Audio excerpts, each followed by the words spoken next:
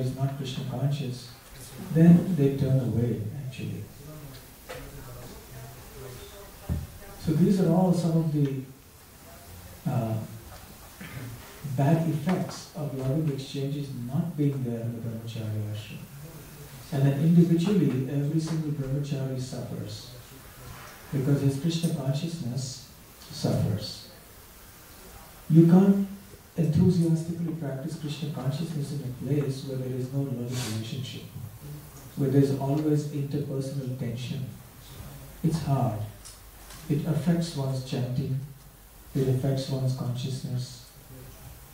Therefore, it is imperative that we must work together to build up this atmosphere of loving relationships amongst brahmacharis. And then gradually with also with the larger community of devotees. Another point, if there are no loving exchanges amongst the brahmacharis, it is ultimately Srila Prabhupada and all the acharyas who will also have to endure a lot of pain. Srila Prabhupada used to tell the story. I think it was narrated originally by Srila Bhaktisiddhanta Saraswati Thakur about an old man who was very sick. He was immobilized and lying on his bed. And he had a couple of sons. And his sons gathered together around him and they were trying to massage his body to give him some relief for the bodily suffering he was experiencing. But the brothers couldn't get along with each other. There was one brother on one side of the father, the other brother was on the other side. And the brother on the left side was massaging the left side, the brother on the right side was massaging the right side of the father's body. And because they couldn't see each other eye to eye and they were not on good terms, so they were trying to spite each other. So the brother who was sitting on one side reached around to the other side and pinched the father's body from the other brother's side. Because he was thinking, okay, that's my brother's side. So then pinched. The father was saying, oh, what is that? And then the second brother thought, oh, just see what he's doing. Okay, I'll tit for tat.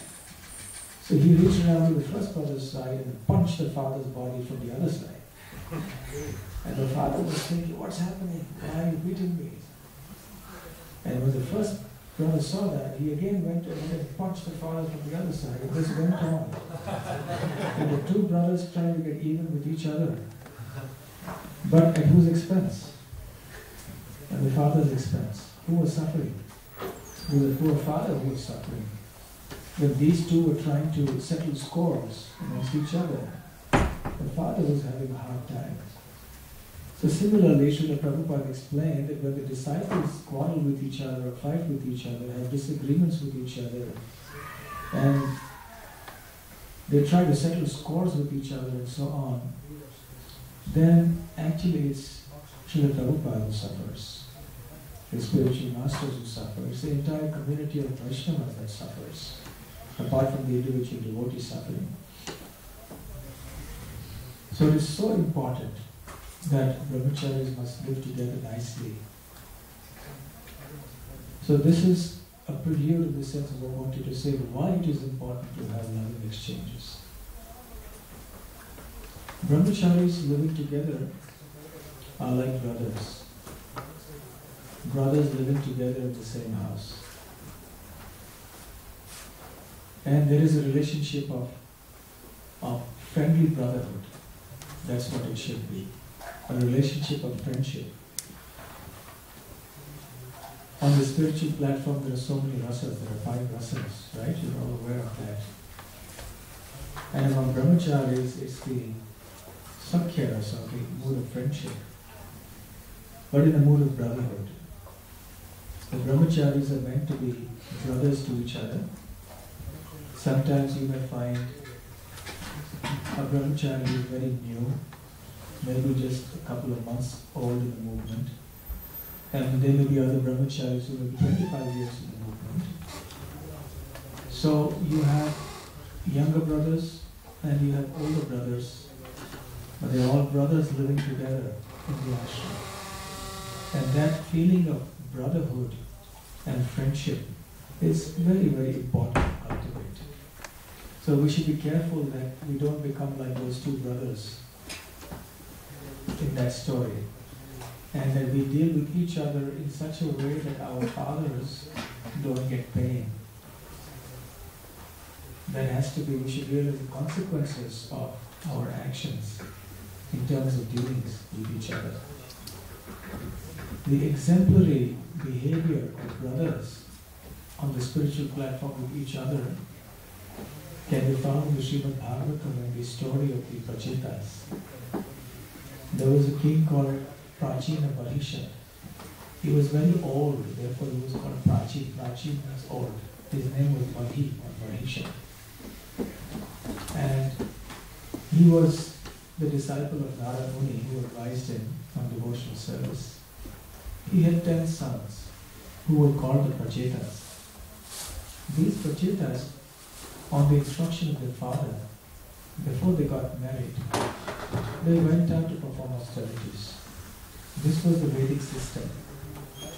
Then before one took on responsibilities in the world, one would go out, live an ideal brahmachari life, practice austerities, practice renunciation, and then come back and accept worldly responsibilities. This training was very, very important, because when they mature in their life, it would be easy for them to renounce the world and leave. That initial training is important because it enables us to cut off our attachments from the world when the time comes. So the Prachetas happened to meet Lord Shiva. They were blessed by Lord Shiva. Lord Shiva taught them a prayer, a song, which is called the Song of Lord Shiva, Rudra Geet. They chanted those prayers as instructed by Lord Shiva, who is a great Mahajan, great devotee of the Supreme Lord. And the Prachetas were performing austerities under the water for many thousands of years while chanting these mantras told by Lord Shiva. The Lord was very pleased with their austerities, and he appeared before them, seated on the back of Garuda. And when they saw the Lord coming, they all rose, offered their obeisances with folded hands, and the Lord then spoke. And right away, he expressed his deep pleasure upon seeing the Prachetas, and he blessed them. He gave them the benediction. And the very first verse that the Supreme Lord spoke is up here. This is a very important verse for brahmacharis. There is a section in the 7th canto, 12th chapter, where Narada Muni talks about the qualities and behavior of a brahmachari, so that's also an important section. But specifically about brahmachari, this also is a very, very important thing. So let's chant this verse, because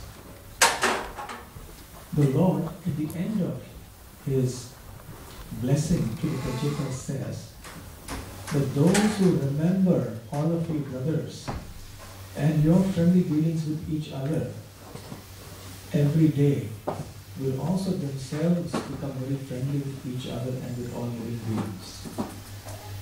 So by hearing about the example of the Prachetas and how they live together so nicely in Krishna consciousness, will also help us to live with each other very nicely in the Brahmacharya ashram and to exchange friendly dealings with each other.